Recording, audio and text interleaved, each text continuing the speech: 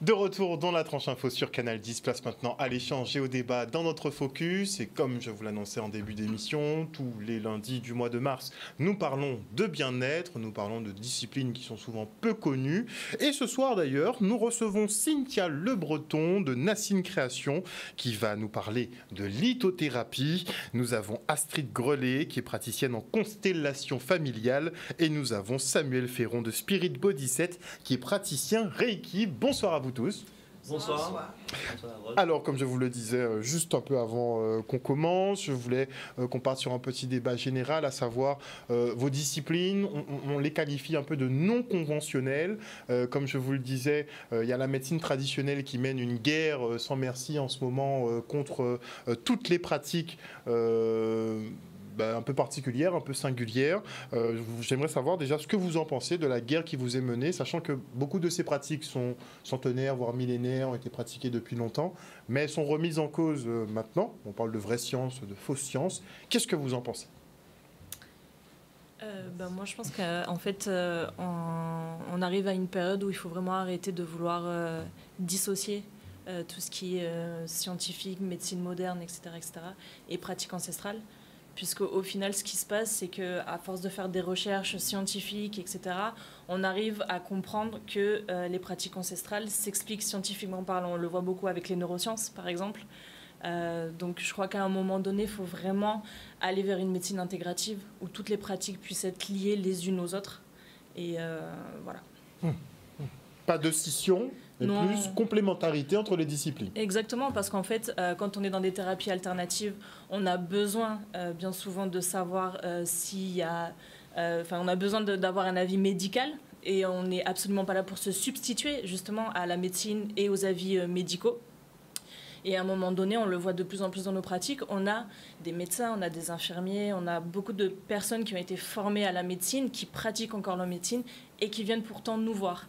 Donc à un moment donné, on a quand même des personnes dont c'est le métier qui savent très bien qu'on a une réelle complémentarité en fait à leur pratique. Donc les personnes finalement qui savent souvent ont plusieurs disciplines qu'ils pratiquent, même si c'est un peu hors sentier, même si c'est un peu hors piste. Mais c'est vrai qu'il y a une communication qui est complètement inverse au niveau du grand public, où on parle littéralement de charlatanisme. Et on déconseille, j'ai vu il y a des vagues depuis quelques mois, où on déconseille carrément de faire appel à des types de thérapies un peu plus singulières. Alors c'est vrai qu'il y a beaucoup de sceptiques maintenant, surtout par rapport à tout ce qui est médecine alternative. Moi je travaille dans le Reiki, les énergies, c'est vrai que les gens... qui viennent me voir au début, ils n'y croient pas beaucoup. Il y a beaucoup de paroles, en fait, puis voilà, dans les réseaux, etc., les médias. Mais je rebondis un peu sur ce qu'elle dit. C'est vrai que c'est une guerre qui n'a plus de sens. Parce qu'au final, tout se rejoint. Quand on parle d'énergétique, on constate que tout est énergie autour de nous, que le corps humain est énergie, que scientifiquement, c'est prouvé aussi que justement, que voilà, nous sommes des vibrations, des ondes, qu'on est comme des ordinateurs aussi, on stocke l'énergie, on stocke des mémoires, des blessures, etc. On fait des transferts aussi. Voilà, on fait des transferts d'énergie aussi. Donc on arrive à un moment culminant où on se rend compte que tout se rejoint en fait, et que chacun sa place, mais chacun a une complémentarité. Exactement. Moi, je suis entièrement d'accord avec mes collègues, effectivement.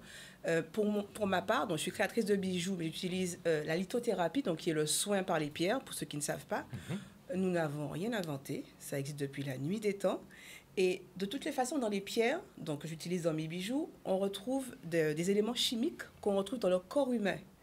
Donc, c'est pour ça, en fait, que les pierres vont réagir et agir sur le corps humain.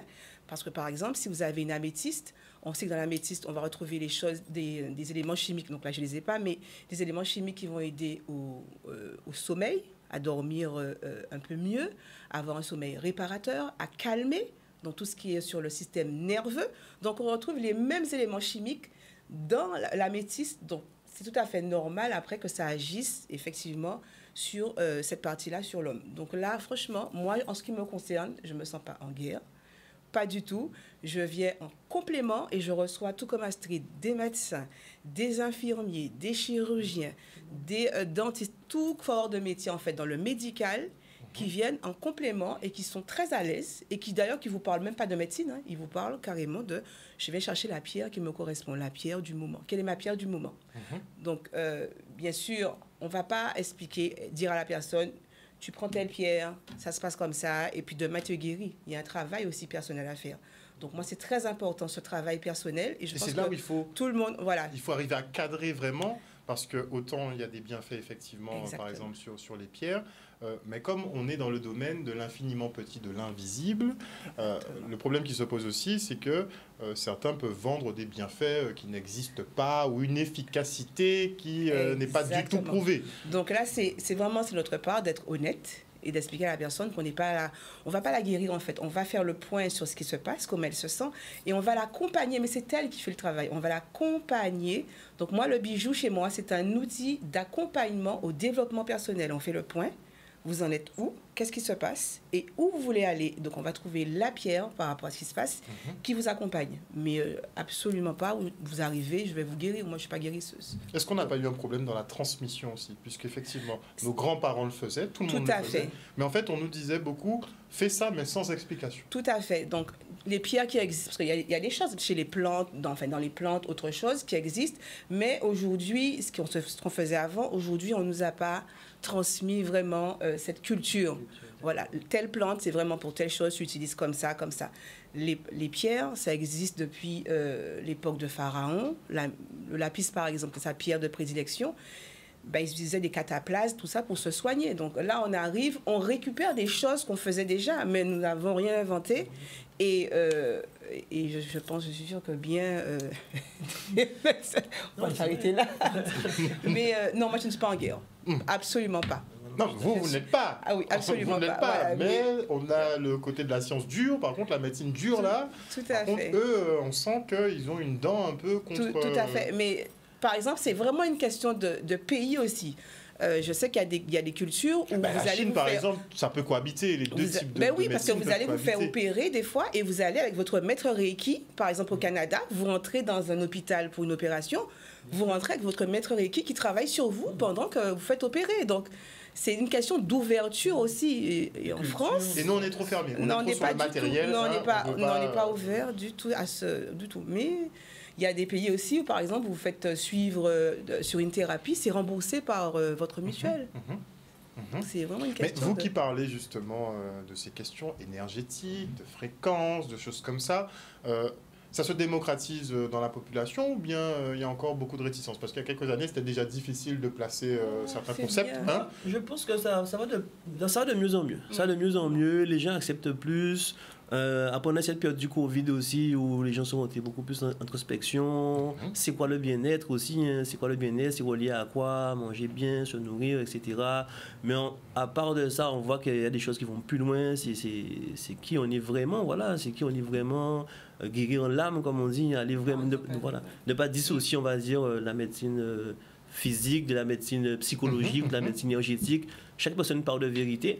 Je pense que le mieux, ce serait de combiner tout ça et la preuve, on a des résultats en plus. Donc, voilà. Mais l'esprit humain est formidable. Hein. Quand on arrive à le courber comme on veut, enfin à le formater comme on veut, on peut obtenir des résultats formidables, hein, avec ou sans médicaments. Bref, ça c'est un point de vue. Hein. On va se concentrer. Vous nous avez expliqué un peu qu'est-ce que la lithothérapie, donc c'est un peu le fait de se soigner finalement avec les pierres. C'est ça. De différentes manières.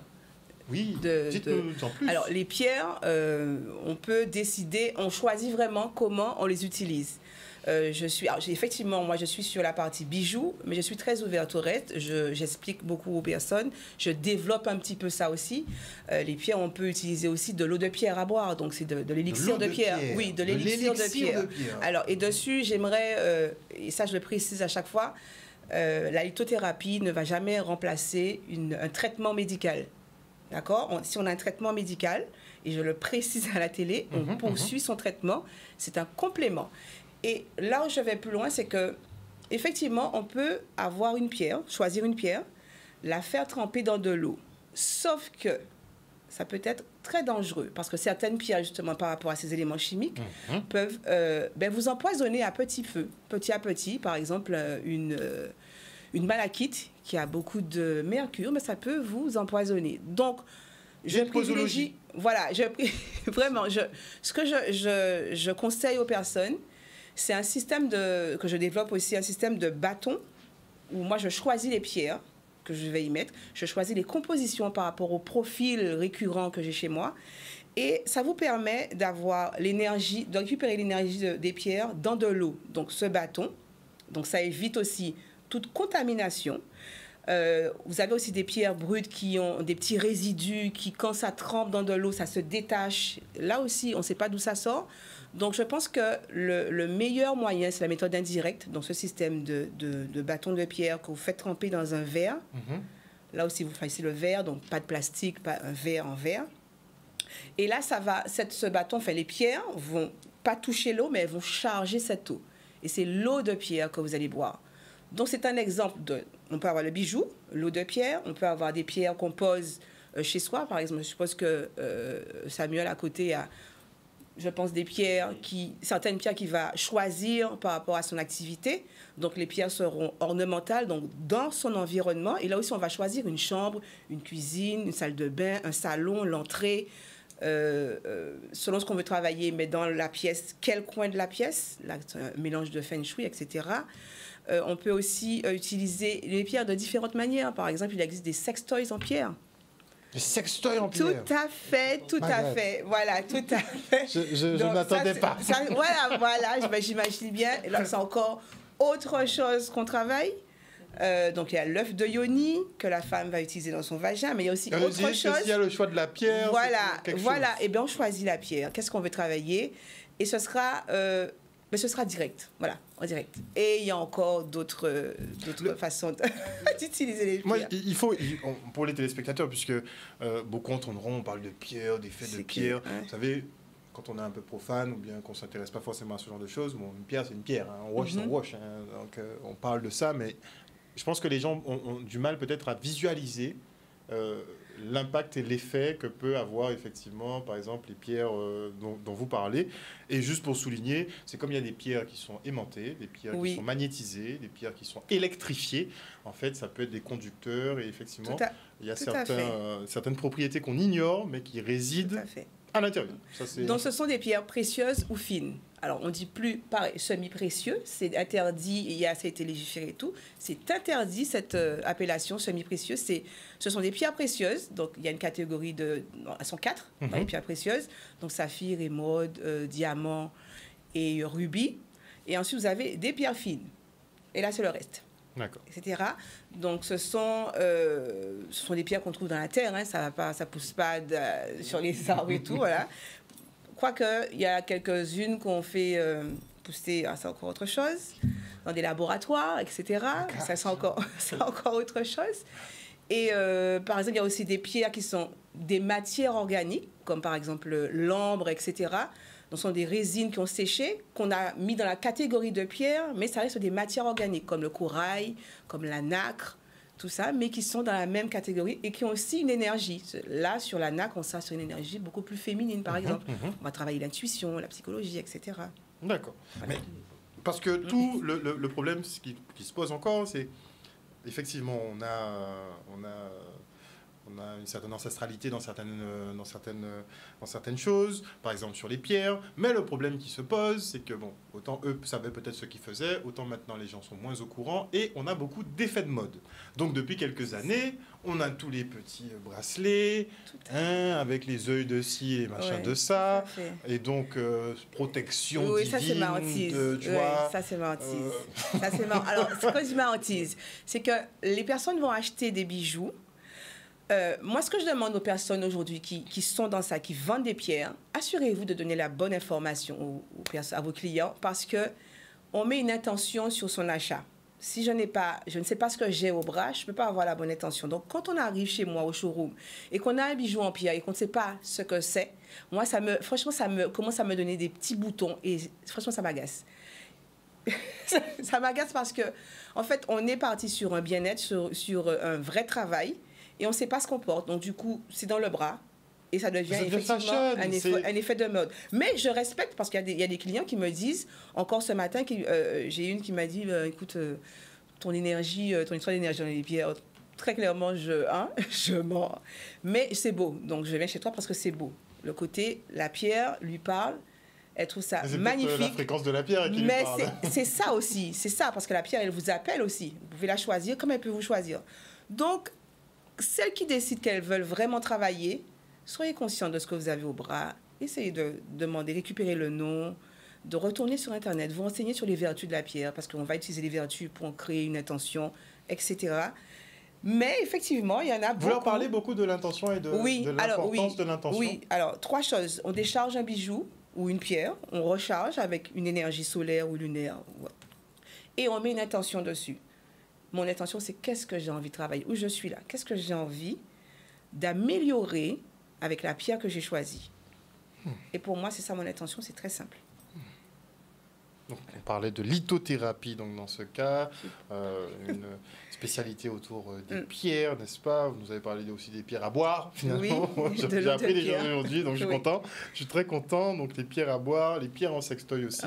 En tout cas, vous parlez de l'intérêt qu'il y a autour, effectivement, de ces pierres. C'est pas juste des cailloux. Hein. Tout à fait. C'est peut-être bête à dire, mais sur des éléments qui sont basiques, comme la pierre, ou on peut même parler de l'eau, on a une grosse incompréhension. C'est fou, hein, ça peut paraître bête, hein, mais c'est vrai qu'il y en a partout, mais on a une grosse incompréhension auprès de ça. Et je pense qu'il faut creuser, donc s'intéresser, on peut juger si on veut, mais on devrait s'intéresser un peu à toutes les disciplines. Oui, et voir ce qui nous... Par exemple, on peut décider que... Enfin, il faut tester. Il faut tester qu'est-ce qui nous convient. Ça peut être les pierres qui vont effectivement travailler sur vous et ça va aller très vite. Ça peut être le Reiki où ça va aller très vite. Ça peut être encore autre chose. Ça peut être les plantes. Mais si vous ne testez pas, vous n'avez pas cherché. Déjà, il faut décider, pour rester sur le thème, je décide que j'ai envie d'aller mieux. En fait. Et je vais chercher qu'est-ce qui me correspond. Et c'est pas que ça ne fonctionne pas. C'est peut-être que ça ne me correspond pas par rapport à ma vibration. Mais je continue, c'est une quête. Donc, c'est de notre responsabilité de chercher à aller mieux. C'est une question de choix. C'est un choix. On va parler maintenant de constellation familiale. J'avoue que je ne sais pas encore ce que c'est. Donc, je veux des détails. On parle de constellation familiale. Qu'est-ce que c'est? Alors, les constellations familiales, en fait, ça permet de mettre en lumière les loyautés, les schémas répétitifs et les blocages qu'on peut avoir par rapport à sa lignée. Ah, donc c'est un peu c'est analyser un peu les soucis de la lignée. Alors, c'est pas analyser les soucis de la lignée, en fait. C'est s'auto-analyser soi, voir où sont nos propres blocages, nos propres schémas répétitifs, nos croyances limitantes, etc., etc. Et ensuite, aller voir dans sa lignée à quoi on est relié pour avoir ces croyances-là. Mais ça ressemble un petit peu à un petit rendez-vous psy, finalement. Non, c'est pas un rendez-vous psy, déjà parce que je suis pas psychologue. et ensuite, en fait, en constellation familiale, on va travailler surtout sur l'inconscient. Ce qu'il faut comprendre, c'est qu'on sait tout. Mais c'est dans notre voilà, exactement comme tu le disais tout à l'heure, en fait, c'est dans notre inconscient, on est au courant. Et en fait, les constellations familiales, ça permet de mettre en lumière cet inconscient-là.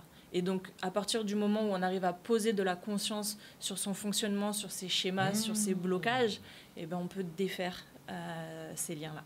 Donc, on part du principe que inconsciemment, je répète un schéma. Disons, ça peut être sur les relations familiales, les relations de couple. Ouais. Je me demande, ma relation ne fonctionne pas. Pourtant, je répète le même schéma sans me rendre compte, effectivement, donc que je répète le schéma. Donc, le but, c'est de mettre le doigt dessus, enfin que la personne arrive à mettre le doigt sur son propre problème, en fait. C'est exactement ça. Non, mais c'est très compliqué. Ça paraît simple en théorie, mais c'est pas évident en pratique. C'est pas forcément évident en pratique, et en même temps, l'avantage des constellations familiales, c'est que comme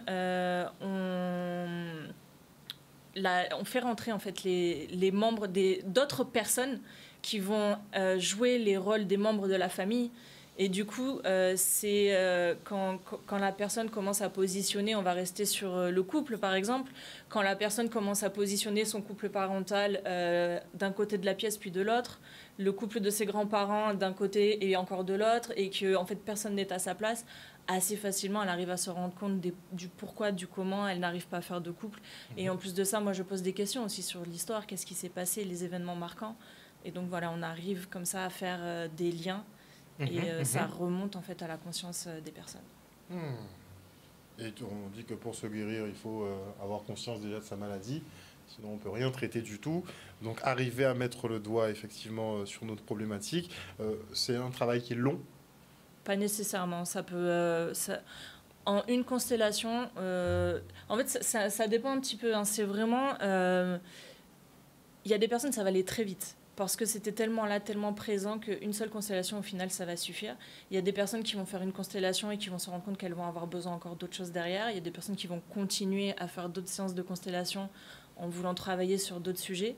Mais en règle générale, en une séance, en tout cas, on arrive à mettre en lumière le gros du problème. Mais après, il n'y a pas de miracle. C'est aussi à nous de bien vouloir intégrer et de se repositionner aussi. Déjà, il faut se sortir du déni et passer en mode introspection maximum, sinon on ne peut pas y arriver, ça c'est sûr. Mais on parle de constellation. Pourquoi le terme constellation? Voilà, mât d'étoiles. C'est un peu ça, parce qu'en fait, on est sur une constellation familiale, on est sur... donc on a le couple, par exemple, si on doit revenir au couple, le couple des arrière-grands-parents, le couple des grands-parents, le couple des parents. Exactement. On fait... Des fois sur une constellation, et moi en constellation on ne travaille que sur une lignée à la fois, mais quand on fait rentrer juste une lignée, on peut des fois se retrouver avec 10 personnes. Donc c'est une vraie constellation familiale. Qu'est-ce que vous avez ligné? Une lignée, c'est toute la famille, soit du côté de notre père, donc on va parler de la lignée paternelle, ou du côté de notre mère, on va parler de la lignée maternelle. Donc on étudie une après l'autre, c'est mieux. On recoupe les deux. Alors, en règle générale, et c'est ça qui est très drôle, c'est qu'on se rend compte que de toute façon, nos lignées paternelles et nos lignées maternelles se répondent les unes aux autres, tout le temps. Comment ça se répondent? Enfin, il y a toujours... c'est comme des pièces de puzzle, en fait. Elles s'assemblent. On va toujours trouver des correspondances entre la lignée maternelle et la lignée paternelle. Et en fait, du coup, on se rend compte qu'à chaque fois, ce sont des schémas qui se rejouent encore et encore et encore. Est-ce que ça ne rejoint pas un peu l'épigénétique quand on regarde? Je ne sais pas. Parce que c'est... Quand on regarde les schémas qu'on reproduit, on n'a pas forcément vécu comme nos grands-parents, comme nos arrière-grands-parents, mais on reproduit exactement les mêmes schémas. Oui, exactement. Donc, est-ce que c'est pas quelque chose qui est ancré, qui s'est inscrit en nous finalement? Ah mais si, mais ça maintenant on le dit, et c'est à ça que je faisais référence tout à l'heure, quand je te disais qu'il y a des choses aujourd'hui qui prouvent, qui sont démontrées scientifiquement. Ça en fait partie, et ça veut dire qu'avant, ma mère déjà pratiquait les constellations familiales, donc moi j'ai grandi dans ça, et elle fait partie de cette génération. On disait mais ce sont des gens qui sont fous. Moi je suis pas du tout en lien avec mes parents, je les connais pas forcément, etc. Comment je peux reproduire des schémas familiaux alors que j'ai pas grandi avec ces personnes-là, etc. Et un jour on a justement découvert ça, qu'en fait tous les traumas s'inscrivent et modifient l'ADN, et que ça pouvait répondre à ça. Donc si, tout à fait. On se quitte pour une page de publicité et on revient avec nos invités en plateau. De retour dans le Focus, nous sommes toujours en présence de Cynthia Le Breton de Nassine Création, qui est lithothérapeute. Elle nous a parlé justement de l'usage des pierres, justement, de l'usage qu'on peut avoir des pierres. Nous avons également Astrid Grelet sur le plateau, qui est praticienne en constellation familiale. Elle vient tout juste un peu de nous expliquer justement le concept pour essayer de guérir un petit peu, c'est guérir un peu les blessures familiales, on va dire. C'est ça, guérir et mettre en lumière. Guérir, mettre en lumière. Et après, comment on les traite d'ailleurs? Puisque c'est bien de mettre un doigt dessus, on les cible, on les traite comment derrière? Et en fait, on défait les loyautés en fait. En constellation familiale, comme je te disais un petit peu tout à l'heure, tu sais, quand tu commences à te rendre compte que, pour rester sur le couple, aucun couple n'est à sa place, on va remettre les couples côte à côte, et on va défaire les liens et donner des autorisations, en fait. Parce que ce qu'il faut savoir, c'est que, et là encore, c'est l'avantage et c'est l'importance de rester connecté aux découvertes scientifiques, c'est qu'aujourd'hui, on est capable de dire que le cerveau ne fait pas la différence entre ce qui est vécu et fait réellement et les actes symboliques. Donc en fait, là, en constellation, il y a beaucoup d'actes symboliques qui sont faits et qui permettent en fait d'intégrer le fait qu'aujourd'hui, on défait ces loyautés-là.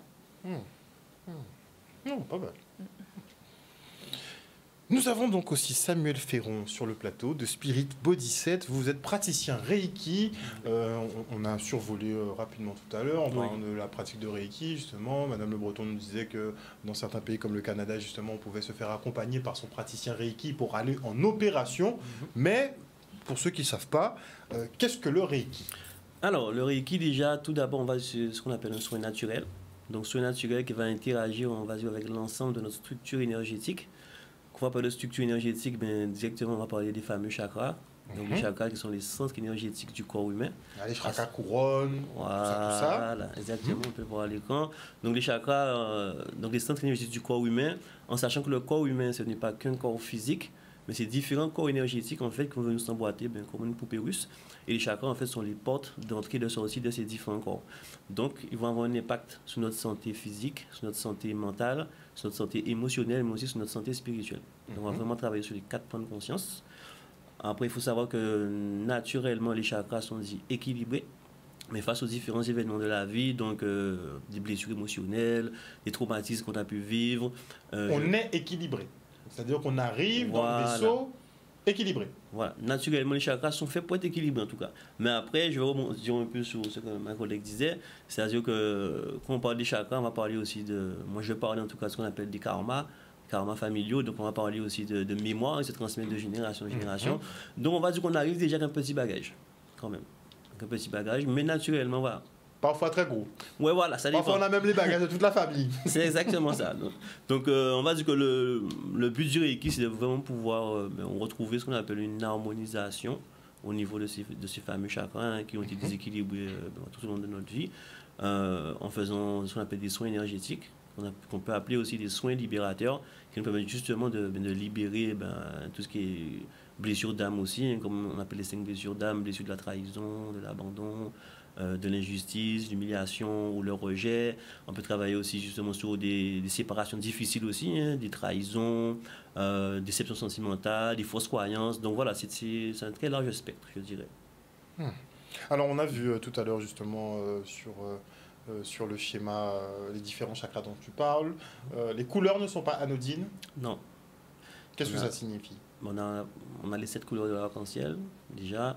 Donc pour commencer un peu plus en détail, le premier chakra, on va appeler le chakra racine. Donc chakra racine, c'est le chakra qui va gérer, on va dire, tout ce qui est le secteur justement familial, professionnel, financier, matériel. C'est le nombril? On va dire non. Alors si on peut le représenter, on va dire le long de la colonne vertébrale, on va dire qu'on est vraiment au début de la colonne vertébrale. D'accord. Voilà.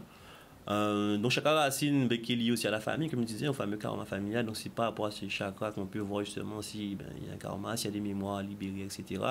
Ça donne des informations aussi hein, par rapport à notre état physique, par rapport au sommeil, par rapport à une situation professionnelle aussi, etc. Ensuite, on va remonter après avec le chakra sacré. Donc chakra sacré, on est vraiment sur le chakra du plaisir, bien-être, joie de vivre, relié aussi aux énergies sexuelles, à la créativité. Mais moi, j'appelle surtout le chakra des relations. Donc, chakra des relations, donc relations avec nous-mêmes, relations de couple, relations amicales, relations familiales, etc. Et surtout la relation qu'on a avec l'extérieur et la relation qu'on a avec l'intérieur, en fait. Ce qui est très important. Ensuite, un troisième chakra, on va montrer au niveau du plexus solaire. Donc, chakra du plexus solaire, on peut appeler aussi chakra qui va stocker nos émotions ou chakra de l'action. Donc, c'est le chakra, on va dire, qui va stocker toutes nos blessures émotionnelles qu'on a gardées depuis l'enfance. C'est pour ça qu'on sent des douleurs là quand on est mal. Voilà. Et tout ce qui est relié à l'émotion, donc des fois qu'on a peur, qu'on a mal au ventre, etc. Donc, voilà. Après, il faut savoir que chacun des chakras aussi est relié à une glande dans le corps. Et chaque glande va gérer les organes. Donc, on va dire que vraiment, tout est lié. Donc, tout ce qui est blessure physique aussi, toujours relié à une blessure émotionnelle. Dans 90% des cas, en tout cas. Donc voilà, c'est vrai que les chakras, à mes yeux, je trouve que c'est quelque chose de très important dans le corps humain et que tout le monde, enfin, c'est quelque chose qui est bon pour tout le monde en fait. Il n'y a pas d'âge, on peut commencer à faire des soins il y a 2 ans, 3 ans, pour les femmes enceintes, pour les grands-pères, les papis, les mamies. Voilà, il y a même, comme disait ma collègue, moi je vois tout type de personnes qui viennent me voir, des infirmiers, des docteurs aussi, voilà, tout type d'horizon, je dirais. Et une petite question par rapport aux couleurs, on dit que chacun a une couleur. Chaque personne a une teinte. Ah là, on parle de l'aura. Oui. Donc l'aura, en fait, c'est l'ensemble justement des corps énergétiques qui forment une couleur. Voilà. On dit qu'on est techniquement, on a un rayonnement. Bon, c'est pas techniquement, c'est scientifiquement, oui. le corps humain a 3 types de rayonnement, je crois, alpha, bêta, gamma. Et donc, on a un rayonnement. Et certains le matérialisent comme une espèce d'aura qu'on aurait, une espèce de voile énergétique qu'on aurait tout autour de nous. Mais l'aura, c'est ça. C'est l'ensemble des corps énergétiques. Et selon notre disposition, donc si on est, je sais pas, si on est énervé, si on est dans la rancœur, si il y a de la tristesse ou pas, ça va changer de couleur, en fait. Un petit peu. Et non seulement ça change de couleur, bon, ça, on ne peut pas le voir, hein, a priori, on ne peut pas le voir. Personne, peut-être. Mais effectivement... Je sais pas, moi je sais pas faire, donc je sais pas. Mais en tout cas, au-delà effectivement de ça, il y a les répercussions physiques aussi. C'est vrai que quand on le sent, quand par exemple on est énervé ou qu'on reçoit une mauvaise nouvelle, on sent comme si notre corps libère certaines choses, on se sent oppressé, on peut sentir une douleur qui fait qu'émerger de nulle part. Donc en fait, c'est là vraiment qu'on voit que l'esprit a un impact direct sur le corps en fait. Et le corps nous parle en fait. Le corps nous parle directement, il faut savoir justement lire ce langage. Quand je vois souvent des gens qui viennent me voir, ils m'ont dit qu'ils ont des douleurs à la nuque par exemple. Je sais que tout ce qui est douleur reliée à la nuque, c'est qu'on a une difficulté du moins à être...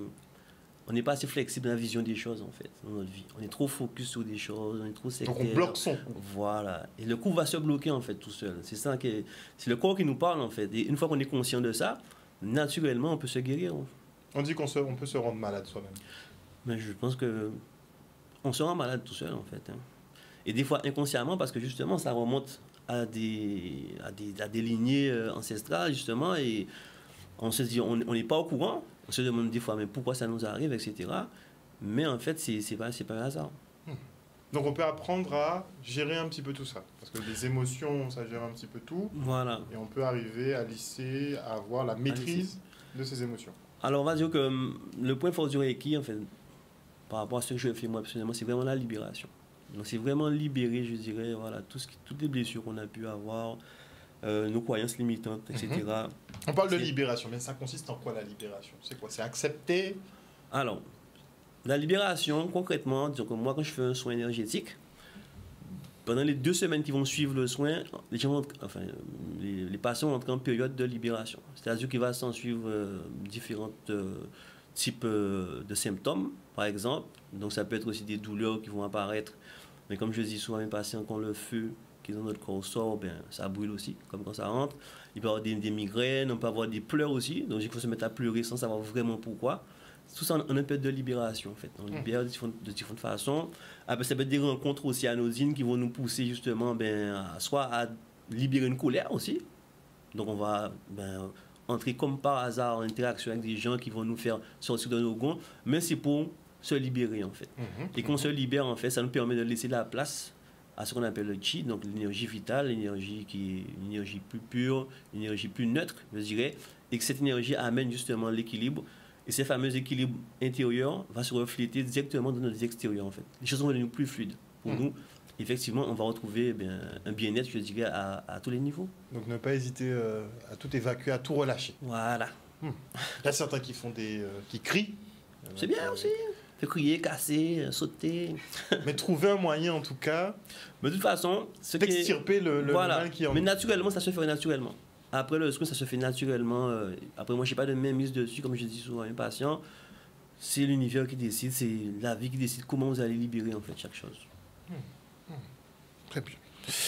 On n'a pas eu... Il manquait des chakras, on n'a pas tout vu. Oui, il manquait des chakras. Il manquait le chakra gauche, oui, le cœur aussi. Le cœur, donc c'est le chakra de l'amour. Hein, voilà, donc l'amour inconditionnel. C'est la façon dont on va donner et recevoir. Bon, le monde est en défaut de chakra du cœur alors.